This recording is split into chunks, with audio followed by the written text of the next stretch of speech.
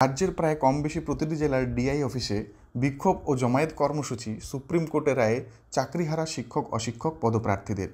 কোথাও লাঠিচার্জ তো কোথাও ধাক্কাধাক্কি চলল সমাজ গড়ার কারিগরদের উপর। যোগ্য অযোগ্যের ভিড়ে সৎ শিক্ষক বা প্রকৃত মেধা আর অক্লান্ত পরিশ্রমের ফলে পাওয়া হকের চাকরি ফিরে পাওয়ার লড়াই করতে মার খেতে হলো শিক্ষকদের, এমনই অভিযোগ চাকরিহারাদের।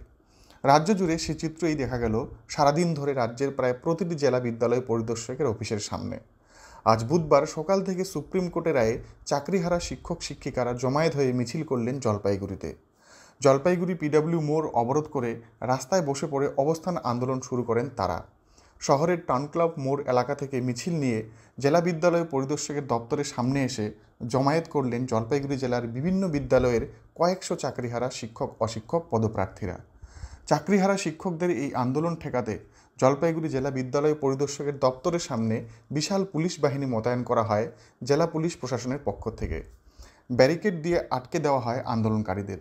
গোটা বিষয়টি নিয়ে উত্তেজনাকর পরিস্থিতি তৈরি হয় জলপাইগুড়ি পিডব্লিউ মোড় এলাকায়। অন্যদিকে কোচবিহার জেলা বিদ্যালয় পরিদর্শকের অফিসের সামনে বিক্ষোভ প্রদর্শন ও জমায়েতে পুলিশের সঙ্গে ধাক্কাধাক্কি ঘটে বিক্ষোভকারী চাকরিহারাদের।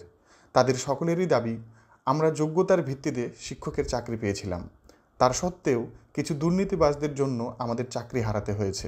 অবিলম্বে সমস্ত যোগ্য শিক্ষকদের পুনরায় নিয়োগের দাবি জানান তারা।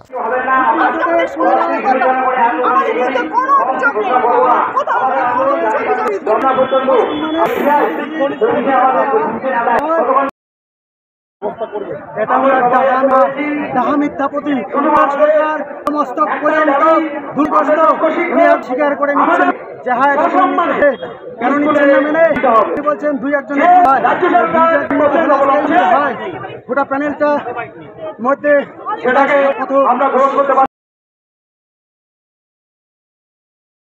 আপনারা দেখছেন নর্থ বেঙ্গল সমাচার, উত্তরের বার্তা, সত্যের পথে।